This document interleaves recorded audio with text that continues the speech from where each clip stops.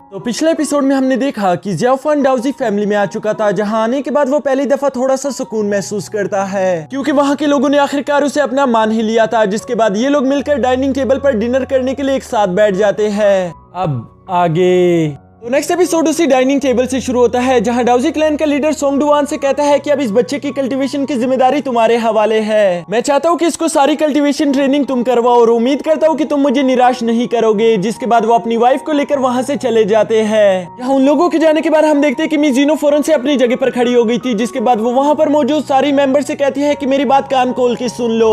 ऐसे जियाफिंग हमारा छोटा भाई है, इसलिए अगर किसी ने भी इसको मेरे सामने परेशान किया तो मुझसे बुरा कोई नहीं होगा। यानी कि वो कहना चाहती थी कि ऐसे जियाफिंग की हिफाजत मैं खुद करूंगी। जिस पर उसके बाकी के भाई कहते हैं कि मुबारक हो जियाफेंग, तुम काफी ज्यादा लकी हो। अब जब मिस जीनो ने तुम्हारी हिफाजत करने का फैसला ले ही लिया है तो इसका मतलब तुम्हें यहाँ पर कोई भी परेशानी नहीं होगी, क्योंकि वो हम में से सबसे ज्यादा बेस्ट है। यहाँ अपनी तारीफ सुनकर मिस जीनो को काफी ज्यादा अच्छा लग रहा था, लेकिन तभी वहाँ पर मौजूद एक डेसिबल कहता है कि ये सब तो ठीक है, लेकिन क्या अब हम खाना खा सकते हैं? जो सुनकर मिस जीनो भड़क गई थी। वो कहती है कि मैं यहाँ पर इतनी ज्यादा जरूरी बात कर रही हूँ और तुम लोगों को अपनी खाने की पड़ी है। तुम लोगों को शर्म आनी चाहिए, क्योंकि तुम्हारे छोटे भाई की प्लेट में कम खाना मौजूद है। तुम लोगों को चाहिए था कि तुम अपना खाना भी उसे दे दो। जो सुनकर हम देखते हैं कि वो सारे लोग बिल्कुल ऐसा ही करने लगते हैं। वो सारे ही लोग अपनी प्लेट से थोड़ा थोड़ा खाना निकालकर जियाफिंग की प्लेट में रखना शुरू कर देते हैं। और इस तरह से हमें यहाँ पर देखने को मिलता है कि इन लोगों की ये फैमिली कितनी ज्यादा क्यूट है। जिसके बाद सीन शिफ्ट होकर जियाफिंग के रूम पर आ गया था। यहाँ अपने रूम में लेटने के बाद अचानक से जियाफिंग को उसी स्पिरिचुअल बीट के बारे में याद आ गया था, और साथ ही साथ उसको ये बात भी याद आ जाती है कि उस मोंग ने मुझसे साफ साफ कहा था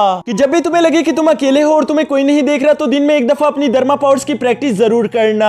जो याद करके हम देखते हैं कि जियाफन ने वहीं पर बैठकर कल्टीवेशन करना शुरू कर दिया था, और धीरे धीरे करके हम देखते हैं कि उसकी न्यू पावर्स भी अनलॉक हो रही थी। अब इसके बाद हमें नेक्स्ट डे का सीन दिखाया जाता है, जहां हम देखते हैं कि जियाफन अभी उठकर अपने रूम से बाहर निकला था कि तभी उसे रास्ते में मिस जीनो दिख जाती है। यहाँ मिस जीनो के साथ एक बहुत ही प्यारा क्यूट सा डॉग भी था, जो कि मिस जीनो के साथ खेल रहा होता है। मिस जीनो जियाफिन को बताती है कि इस डॉग का नाम येलो है और ये काफी ज्यादा अच्छा और वफादार डॉग है। और इसके अलावा अगर येलो की खास बात बताऊं तो ये मेरी हर एक बात मानता है, इसलिए मैं तुम्हें भी पहले बता देना चाहती हूँ कि तुम्हें अपनी बड़ी बहन की हर एक बात माननी होगी। और ये कहते हुए वो जियाफेन के काफी ज्यादा करीब आ चुकी थी, जिस पर जियाफेन कहता है हाँ हाँ मैं समझ गया। तभी ये लोग अपनी दूसरी तरफ देखते हैं, जहाँ पर सोंग डुआन खड़ा था। वो इनको देखकर कहता है कि उम्मीद करता हूँ कि कल रात तुम्हें अच्छी नींद आई होगी। जिस पर जियाफेन हाँ में सर हिला देता है। इसके बाद सोंग डुआन जियाफेन से कहता है कि आज तुम्हारी ट्रेनिंग का पहला दिन है, क्या तुम उसके लिए तैयार हो? जिस पर हमें नहीं पता कि जियाफेन तैयार था या नहीं, लेकिन मिस जीनो उससे ज्यादा तैयार थी और इसलिए वो कहती है कि मैं भी साथ चलूंगी। जिसके अगले ही सीन में हम देखते हैं कि ये लोग अपने साथ सामान लेकर एक बाम्बू फॉरेस्ट पर आ चुके थे। वहां पर पहुंचने के बाद सोंग डुआन जियाफेन से कहता है कि ये जगह बहुत ज्यादा खास है, हम यहाँ इस जंगल में अपने न्यू डेसिबल्स को ट्रेनिंग करवाते हैं। जिसके बाद हम देखते हैं कि मिस जीनो ने वहां पर एक हथियार उठाकर एक बाम्बू को काटना शुरू कर दिया था। वो उस बाम्बू को बिल्कुल मक्खन मलाई की तरह काट देती है। जिसके बाद सोंग डुआन जियाफेन से कहता है कि यही तुम्हारी ट्रेनिंग का पहला हिस्सा होगा,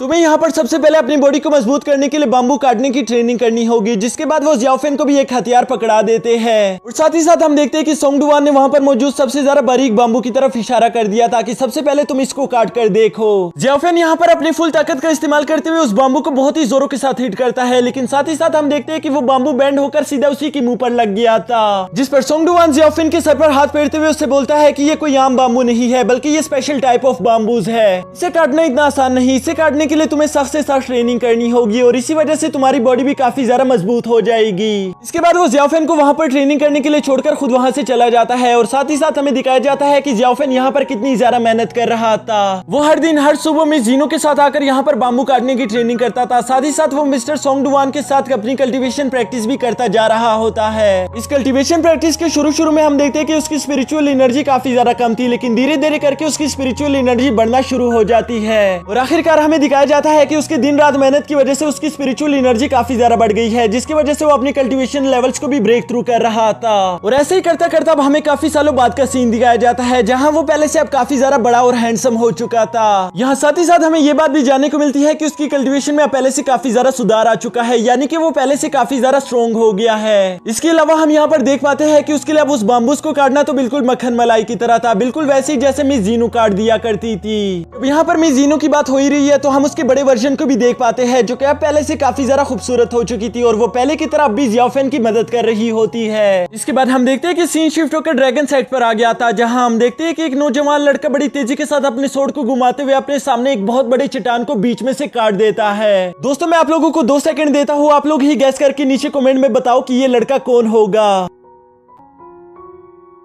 यकीनन आप लोगों ने गेस कर लिया होगा, ये वही लड़का है जिनियो, जो कि हमारे हीरो का बचपन में दोस्त हुआ करता था। इसकी पावर्स को तो देखकर ही महसूस हो रहा है कि आखिर ये कितना ज्यादा स्ट्रॉन्ग हो चुका है। साथ ही साथ वहाँ पर पीछे मौजूद लड़के भी इसके बारे में काफी ज्यादा अच्छी बातें कर रहे थे। वो कहते हैं कि जिनियो को मास्टर स्पेशली अलग ट्रेनिंग करवा रहा है, क्योंकि उन्हें लगता है कि ये हम सबसे ज्यादा बेहतरीन है। ये लोग अभी यहाँ पर इसी तरह की बातें कर ही रहे थे कि तभी वहाँ पर पीछे से एक लड़का निकलकर बाहर आ गया था, जो कहता है कि अभी तक जिनियो ने मुझसे फाइट नहीं की। एक बार वो अपने बड़े भाई से फाइट कर ले, उसके बाद उसे मालूम हो जाएगा कि यहाँ पर सबसे ज्यादा बेहतरीन कौन है। यानी कि दोस्तों वो यहाँ पर जिनियो को फाइट के लिए चैलेंज कर रहा था, जिस पर हम देखते हैं कि जिनियो भी उसके चैलेंज को एक्सेप्ट कर लेता है। और इसी के साथ हमारा यह एपिसोड भी खत्म।